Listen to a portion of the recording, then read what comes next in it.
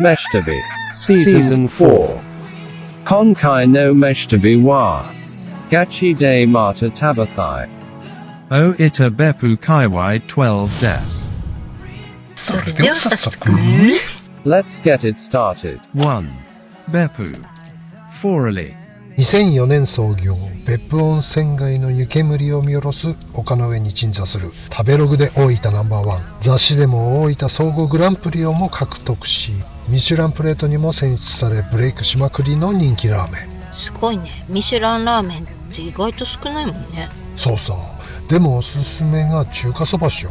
おいらは中華そばでつぼったのってあんまりないんだよね、実は。やっぱチンタンよりもパイタン、ヒレよりもロース、ケイよりもミー派だからさ。でもキャンディーズはミキちゃんだったんだよね。一貫性ないよね。知らんかな。ところがですよ、スープ一口で笑顔になりましたね。あら、美味しい中華そば最強。おー、すごい。塩分も優しいエンドレスフォーエバー飲めそうな美味しいスープ。そして柚子ですよ。これいい仕事しますね。きたーっていうか、また柚子入ってたら大概好きっしょ。まあそうなんだけどもね、これは今までに味わったことのない上品な中華そばでした。でもね、常連さんたちはみんな魚介豚骨醤油言ってたんだよね。いや、2人で行けばよかったね。そうね。まさかこんなにうまいとは。うどんもラーメンも西日本の方がおいら合ってるかもな。あ、私もかも。2. Yufuin Nikko 昭和28年、禅寺の保養所としてスタートしたという宿、湯布院の玉の湯さん。その敷地内、雑木林の中に佇むようにあるティールームニコルさん。店名のニコルはウェールズ系日本人小説家 C.W. ニコルさんに由来するんだそう。玉の湯は C.W. ニコルさんが執筆活動をする際に常宿にされているんだとか。すごい。残念ながらカフェは休業中ということで、売り切れ必至の名物アップルパイを今回はテイクアウェイでいただきます。薄くリンゴをスライスするフレンチスタイルのアップルパイね。大きいけど薄いので重たくはないです。極薄にスライスされたリンゴがもはやリンゴかどうかは確認できないレベルでしたね。出会ったことのないタイプのアップルパイ。そうね。2リンゴゴロゴロのアップルパイが苦手な方にいいんじゃない？アップルパイかなり食べてますからね、ミスタービーズ。はい。アップルパイランキング。アップルパイランキング7位にランクイン。おー、すげ3. Yufuin Sabo Tenjo Sajiki 大正10年創業、金鱗湖と樹齢200年の木々と緑に囲まれた亀の井別荘の敷地内にある湯布院の定番カフェ。天井桟敷はかつて日本に存在したアングラ演劇の代表的な劇団、または劇場の最高峰最上階の天井に近い場所にある観客席のことを言うんだそうだけれど、店名がどちらの意味を引用したのかは不明。そうなんだ。へえ。江戸末期の造り酒屋をリノベーションした空間がめちゃめちゃくつろげちゃうポイントでしたね。はい、何とも言えない痛烈な思い出をいただきました。音楽が印象的でしたね。なんともスピリチュアルな環境音楽が心にゆとりを与えてくれたような気がします。はいはい。Google さんに聞かせたら、イスマエル・フェルナンデス・デ・ラ・クエスタだということが判明。 Ismael Fernandez de la Cuesta イスマエル・フェルナンデス・デ・ラ・クエスタはグレゴリオ聖歌を専門とするスペインの音楽学者。便利だね、これ Google ってすごいわ。もはや Google なしでは生きられないって感じね。そうだね、少なくとも飯旅の活動には欠かせないツールの一つだね。旅のスケジュールは全て Google で組み立ててるもんね。はい、Google 検索でリストアップしておいたお店を Google のスプレッドシートで管理して Google マップに落とし込んで道順決めて Google カレンダーにスケジュール入れの Google ナビで目的地へ。台本は Google キープで作ってるしね。そもそも YouTube もぐるぐるぐるぐるぐるぐるそもそも YouTube も Google だしね。Anyway、なんとも宗教的な音楽が特別な時間を演出してくれました。久しぶりに美味しいコーヒーいただきましたね。もうめったにコーヒー褒めないめんどくさおじさんが珍しいわね。ところで、なんでこんなに韓国人多いの？湯布院。ねえ、湯布院はイテウォンかと思ったよ。4. Kukula. Sutaya Kangbei. 豊前裏打海総本山讃岐のうどんを表というならば、豊前のうどんは裏打ちと言われ、独自の手法によるものらしいっす。讃岐のうどんとは一線を画すという意味合いがあるのでしょうか。詳しくは分かんないの、あんまつかまないで。視聴者さんからのタレコミ情報でやってまいりました。現在裏打会を名乗れるのは全国で40店舗。津田屋官兵衛の店主横山さんが認めた数人だけがその名を名乗れる厳格なのれん分けのグループ店舗だそうです。おー、うどん界の高橋邦弘さんみたいな。なんかそうみたい。開店前から行列でしたね。昆布だしが効いてて美味しいうどんっすね。東はカツオが全面に出てる感が強いんだけれども、西のうどんは違いますね。おいらはこっちの方が好きなタイプね。おすすめのごぼう天美味しかった。まあ飯旅ーズは大概ごぼう系行くんでね。はい、最高の一杯となりましたね。うどん自体はかなり柔らかいタイプなのであれよね。そうだね、好き嫌いははっきり分かれるのかもしれないけれども、おいらは柔らかつるつる嫌いじゃないな。ふにゃっが苦手な方ははいどうぞ。こら。 5. Beppu. Tominaga Panya. 大正5年創業、別府の老舗パン屋さん店構えがノスタルジックでかわいい。びっ Nostalgic. くりですね。ずっと行列なの。いつから行列なのかな。大正5年からだと117年ってことになるよ。そんなに並んではいられないな。あんなに忙しそうにフル回転で対応してるのに、途絶えない行列っぷりには目を見張るものがあるわね。番号札と注文表をもらって記入して、番号を呼ばれたら店内に入ってってシステムね。何買っていいのか分かんないから前の兄さんの注文表をカンニングして記入。昔の癖が抜けなくってさ。ねえカンニングなんてね。こしあんパン、バターフランス、ワンちゃん、味付けパン。このパンは前の兄さんの完全にカンニングした。希望すると温かい焼きたてのパンを入れてくれるらしいのよね。それが人気の鍵なのかもね。パン自体は素朴な昔ながらのパンって感じだけど、ふわふわで美味しいパンたちでしたね。まあ特別すんごい美味しいってことじゃないんだろうけど、ワンちゃん可愛すぎて食べるの食べらっちゃった。全くためらいは感じませんでしたけれども。あら、そう？私はバターフランスがお気に入り。味付けパン90円安い。パスタと一緒に食べたい感じでしたね。わかる。6. Beppu. Katsugyo Kaiten Sushi Sui Ten. 職人さんが握ってくれる本格的なグルメ回転寿司ね。美味しい回転寿司ですね。リーズナブルかと思います。軍艦系がさ、ボリュームあって美味しかったな。おいらはこいつがお気に入り。九州鶏天市場、今のところここのが一番うまかったっすね。鶏天ってこんなにうまいのと思って、この後いろんなところで食べたんだけれども、結果これを超える鶏天に出会ってないんです。さすがは和食のプロが作る鶏天、最高した。塩でサクッとってのがいいっすね。あ、これおかずで飯食いたい。ずっと言ってるそれ。あたいは好物の赤身に大満足。いなりが美味しかったな。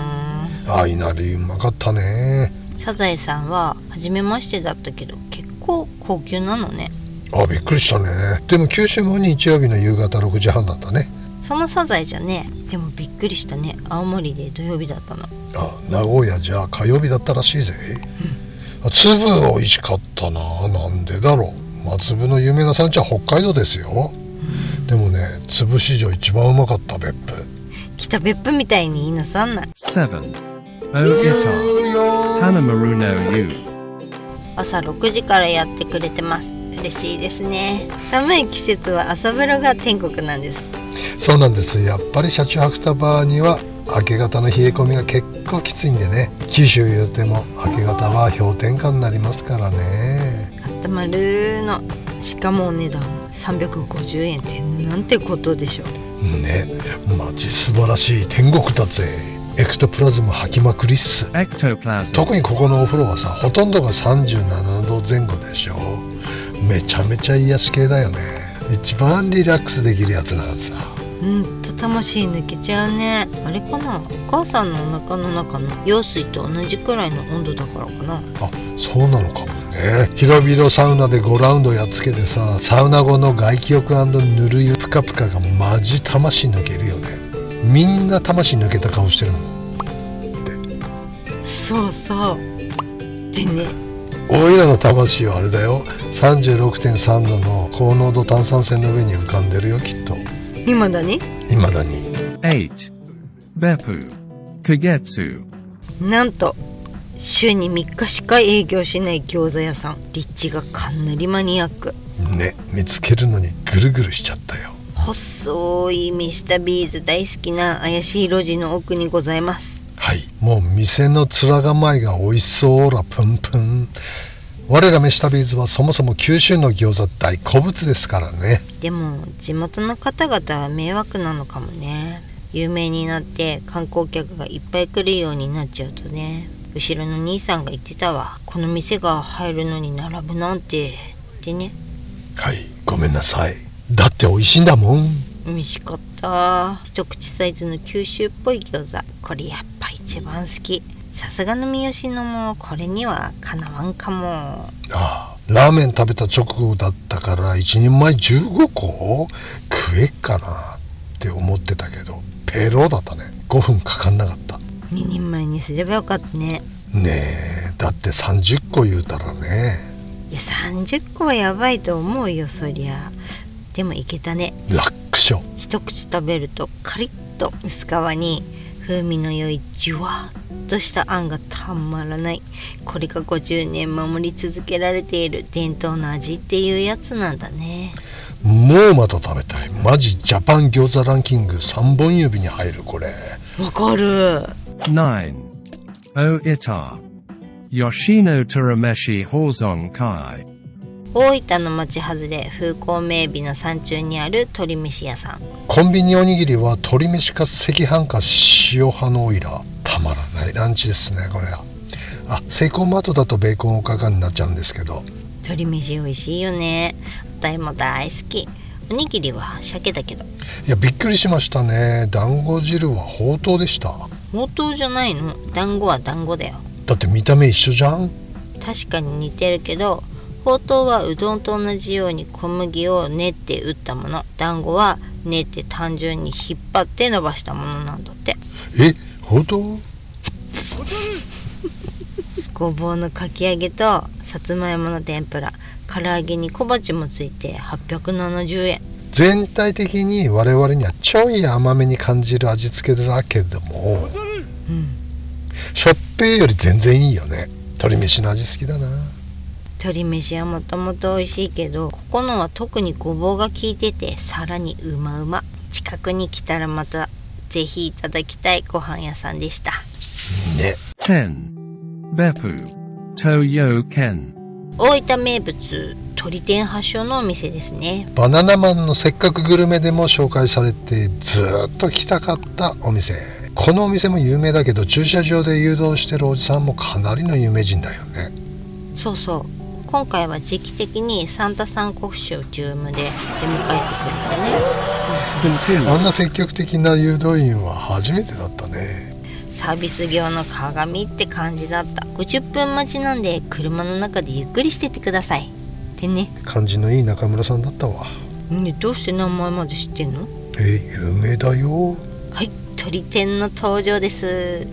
ふんわりとした食感で下味もしっかりついてるので、そのままでも十分美味しいの。身は柔らかくてプリッと軽い感じだしね。衣がカリッとしてていいですね。これ好きです。味変はお店の方曰く塩がおすすめらしいんですが、私的にはからしが好きかな。からしうまかったね。でも意外だったね。ねえ、ニンニクがっつり消えた思いもしなかったんでね。しかもタルタルじゃないんだよね。それはチキン南蛮。11. Kukula. Shiroya Bakery. 小倉駅前のアーケード街。開店から大行列、ソウルフード的パン屋さん。すんごい勢いで売れていきますね。すごい行列でしたね。開店10分前にはシャッター閉まってて、あれ休みみたいな。やるのかなみたいな感じで誰もいなかったのにね。ね、開店時間になるとどっから湧いてきたのこの人たちって感じでびっくり。飛ぶように売れるとはまさにこのこと。すごい勢いで売れてましたね。あの勢いで売れてついついつられ買いしちゃうもんな。素朴で美味しいパンたちだった。やっぱサニーパンね、最近流行りの塩パンみたいな感じ。ひょっとしてこれパクった？塩パンね。そして安いね。このロールケーキなんか3日間楽しませていただきました。このサイズで300円ってびっくり。そういえば豊前から別府抜ける峠道にエンジンブレーキしようっていう道路標識がすんごいいっぱいあったんだけど、北海道にこそこれあるべきだよね。そうよ、冬の峠道こそ塩分だよ。12. Yufuin. Kanugi no Oka. 湯布院のかなり外れよね。とんでもない坂道の上にございます丘の上のレストラン。素晴らしい景色でしたね。はい、これはなかなかできない体験でした。ほぼ客席がテラスなので冬じゃない方がいいんでしょうが、最高のロケーションにあるレストランですね。ね、冬じゃなければいつも最高って感じだよね。冬もなかなか良かったよ。この日は小雪がちらついてさえもいい感じ。スタッフさんもすんごいいい感じでさ、ピザもスペアリブも美味しかったね。いいサイズのマルゲリータ、トマトの爽やかな酸味が強調されたソースにサクリとしたナポリ生地のピザがですね。スペアリブもピザ窯で焼かれナチュラルテイストでいいですわ。違う季節にまた絶対来たいお店だね。だ、こんな山の上にこんなレストランを作ってくれてありがとうです。ありがとうです。Jakaino Meshitabi wa. Gachi de Mata Tabathai. Miyazaki Miyako no Jo Kaiwai des.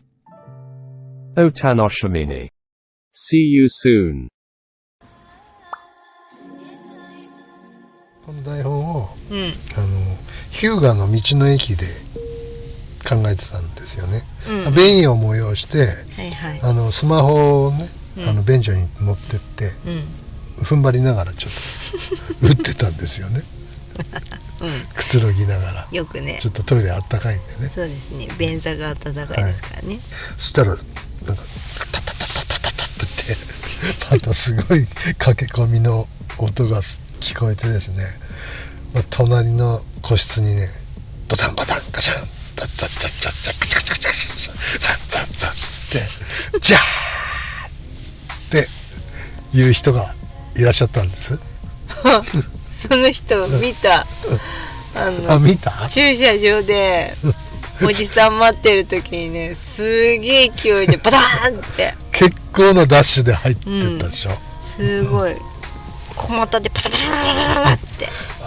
これはまた特大ため息聞けるかなと思って楽しみにしてたんです。楽しむな。したっけ、終わったと思ったら、よしっつって何よし一人で気合い入れて出てきました。なんだろう、間に合ったぞのよしなのかな。何よしなのかわかんないけどね。彼が去った後にプーンとね、嗅いだことのない臭がね、いやケチャップフレーバーのようなね、なんだそれ、ちょっと珍しいタイプのアロマでしたね。やばい。俺も匂い目指そう。やだ、ケチャップ臭はいいよ。朝晩冷えますけど、やっぱ九州あったかいですね。いやあったかい。でもマイナスとかになるんだね、九州もやっぱり、なんとなく10月ぐらいかなっていう感じですかね、北海道と比べると。今日ずいぶん冷えたね、朝方ねっていう、ね、そんな10月の後半みたいな感じの気候かなと。一回ドカンと寒くなるみたいな、そうだね。日中はね、10何度とかだから。結構南の方にお住まいの方は北海道に憧れてね、雪見にいらっしゃるけれども、我々はその逆でね、雪のない冬に憧れるというね、めちゃめちゃいい。はい、日中なんてめっちゃポカポカだもんね。ねえ、日向ぼっこできるね。はい、九州いいですね。いいですね。